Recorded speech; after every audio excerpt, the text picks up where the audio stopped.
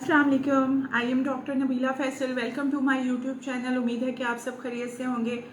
आज मैं जिस टॉपिक पे वीडियो बनाने जा रही हूँ वो ये है कि ऐसे लोग जो कंसीव करना चाह रहे हैं उनके लिए कौन सी ऐसी हदायत है कि जिससे हमल जल्दी ठहर सकता है। ऐसे शादीशुदा जोड़े जो कि अभी अभी जिन्होंने अपनी अज़वाजी ज़िंदगी में कदम रखा है और जिनको इस बारे में कुछ भी नहीं मालूम, बिल्कुल वो ब्लाइंड हैं, तो ये वीडियो उनके लिए भी है।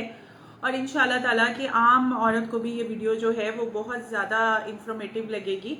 तो प्लीज़ वीडियो एंड तक देखिएगा, चैनल को सब्सक्राइब ज़रूर कीजिएगा और बेल आइकॉन का बटन ज़रूर दबाइएगा ताकि हमारी सारी वीडियोज़ जो हैं वो आप तक टाइम पे पहुँचे। ऐसे शादीशुदा जोड़े जो कि कंसीव करना चाह रहे हैं, सबसे पहले तो उन्हें ये जानने की ज़रूरत है कि इंटरकोर्स जो है वो किन दिनों में करना है और किन दिनों में जो है वो हमल ज़्यादा आसानी से ठहर सकता है। हर औरत का जो मंसिस का साइकिल होता है, जो माहवारी साइकिल होता है, वो 28 दिन से लेकर 32 दिन का होता है। किसी का 28 दिन का, किसी का 30 दिन का, किसी का 32 दिन का। ये नॉर्मल है। एक औरत जिसका साइकिल 32 दिन का है या 28 दिन का है या फिर 25 दिन का है, उनको कब ओवुलेशन पीरियड उनका कब स्टार्ट होता है ये जानना बहुत ज़्यादा ज़रूरी होता है। जिस तरह कि आज आपको माहवारी आई है, आज का दिन आप काउंट करेंगे, आज आपका पहला दिन है और इसी तरह मजीद 12 दिन आप काउंट करेंगे। ये 12 दिन जो हैं आप अपने माहवारी साइकिल से निकाल देंगे। 13वें दिन इंशाल्लाह ताला आपके एग्स की प्रोडक्शन जो है वो बहुत अच्छी हो रही होगी। तो 13वें दिन से लेकर 18वें दिन तक, यानी कि ये 6 दिन जो हैं आपके लिए बहुत ज़्यादा इम्पॉर्टेंट हैं, जिन दिनों में आपने हम बिस्तरी कर सकते हैं, अपने मियाँ के साथ इंटरकोर्स कर सकते हैं। आप चाहे तो रोज़ भी कर सकते हैं, चाहे तो एक दिन छोड़कर एक दिन भी कर सकते हैं। तो ये 6 दिन जो है बहुत गोल्डन पीरियड है जिसमें कि हमल बड़ी आसानी से ठहरता है। जो नए शादीशुदा जोड़े हैं वो इन दिनों में ज़रूर हम बिस्तरी करें। इसके अलावा हमल ठहरने के लिए कौन सी ग़िज़ाएँ हैं जो मदद करती हैं, उसके लिए मैं एक अलहदा वीडियो बनाऊंगी, वो आप ज़रूर देखिएगा। और कुछ टिप्स ऐसी न्यू शादीशुदा जोड़ों के लिए और पुराने शादीशुदा जोड़े जो हैं, सबसे पहले तो यह है कि जब आप लोग कंसीव करना चाह रहे हैं तो अपना जो वज़न है वो कम रखिए। ठीक है। अगर आप बहुत ज़्यादा मोटे हो रहे हैं और आपको पता है कि आपने नेक्स्ट जाकर कंसीव करना है, तो आप सबसे पहले अपना जो एक पोर्शन है रोटी का उसको सलाद के साथ आप जो है वो रिप्लेस कीजिए। इसके अलावा आप अपनी जो है डेली बेसिस में एक्सरसाइज, वॉक ज़रूर शामिल कीजिए। एक्सरसाइज जो है, जो लोग कंसीव करना चाह रहे हैं वो पहले 12 दिन तक तो एक्सरसाइज कर सकते हैं, लेकिन उसके बाद वो एक्सरसाइज, हैवी एक्सरसाइज नहीं कर सकते, वेट लिफ्टिंग नहीं कर सकते, फ्लैटर्स नहीं कर सकते, जंपिंग नहीं कर सकते। जो एंड वाले दिन हैं, एंड वाले दिनों में वो सिर्फ वॉक कर सकते हैं और अच्छी बड़ी वॉक के एक टाइम पीरियड के साथ वो इजीली वॉक कर सकते हैं जिससे उनका वजन कम हो। अपनी डाइट में से तली हुई चीज़ें, कार्बोहाइड्रेट्स, रोटी कम कर दें। ठीक है। फ्रेश जूसेस ज़्यादा कर दें, पानी का इस्तेमाल ज़्यादा कर दें, फल सब्जियां ज़्यादा कर दें। ठीक है। इस तरह की ऑर्गेनिक चीज़ें जो है, जिधर सोर्स ऑफ प्लांट्स जो है वो आप ज़्यादा कर दें।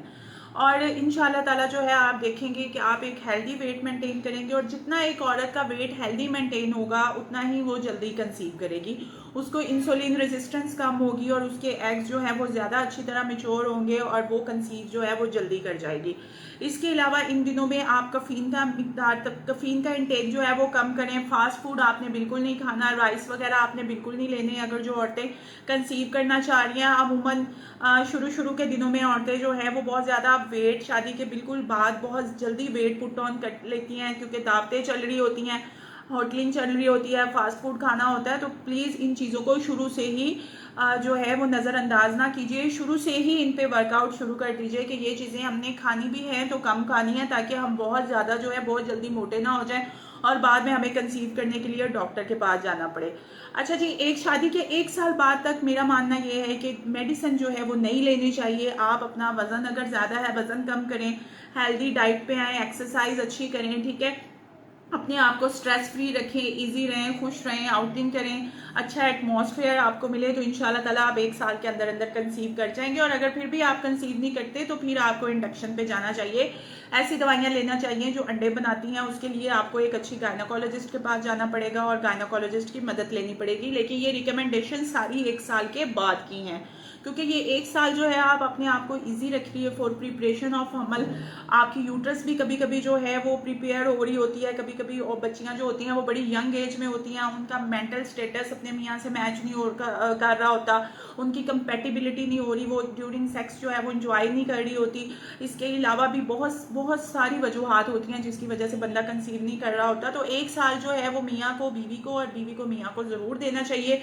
और ससुराल वाले जो है उनको भी कम से कम 1 साल तक इस बात का होना चाहिए कि अल्लाह की देन है, इंशाल्लाह ताला अल्लाह ताला ज़रूर मदद फरमाएंगे और इंशाल्लाह ताला औरतें ज़रूर कंसीव करेंगी और अल्लाह ताला हर बंदे को साहिब औलाद करे। कुछ लड़कियों के लिए टिप्स ये हैं कि जिनकी शादी होने वाली है वो शादी से 3 महीने पहले से फोलिक एसिड जो है वो स्टार्ट कर सकती हैं। एक बिल्कुल छोटी सी गोली होती है, उसको रोज़ाना ले। फोलिक एसिड के और भी बड़े फ़वाइद हैं।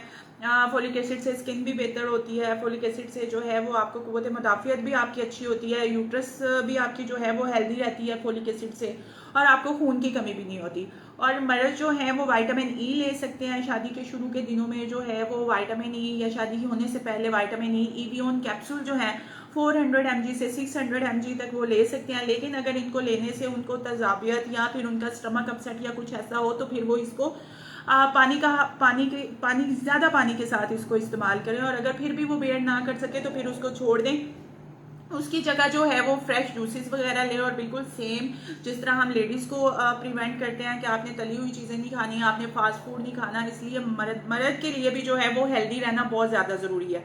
और वो हेल्दी इस सूरत में ही रहेगा कि जब उसके मसाने में गर्मी ना हो, उसके जिगर बिल्कुल ठीक हो, जिगर बिल्कुल सही काम कर रहा हो, ठीक है।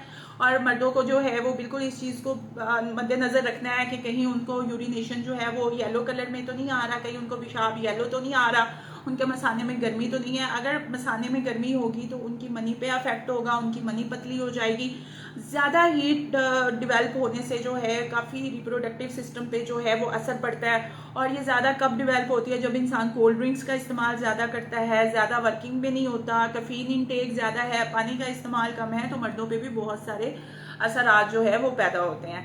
तो काइंडली उम्मीद है कि मेरी इस वीडियो से आप लोग काफ़ी हद तक जो है वो अपने अपने जो नॉलेज में इजाफा हो गया होगा, आपको पता चल गया होगा कि ये कैसे कैसे आप लोगों ने इस चीज़ को मेंटेन करना है। दूसरी बात यह है कि कुछ मिथ्स हैं जो शुरू से चले आ रहे हैं कि सेक्स करने के बाद जो है आप आधा घंटा लेटी रहें, टांगे ऊपर रखें और बाथरूम ना जाएं। ये सब जो है वो मिथ्स ही हैं और इसका कोई भी जो है वो ओरिजिनलिटी से ताल्लुक नहीं है।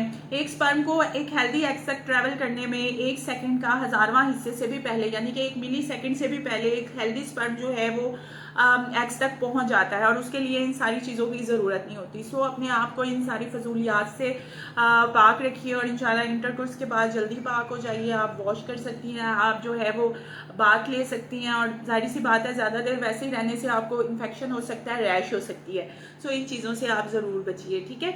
और स्ट्रेस फ्री रहिए, ये मेरी आपसे मशवरा है कि आपको मशवरा है कि स्ट्रेस फ्री रहिए। इंशाल्लाह ताला अल्लाह ताला जो भी करते हैं बेहतर करते हैं।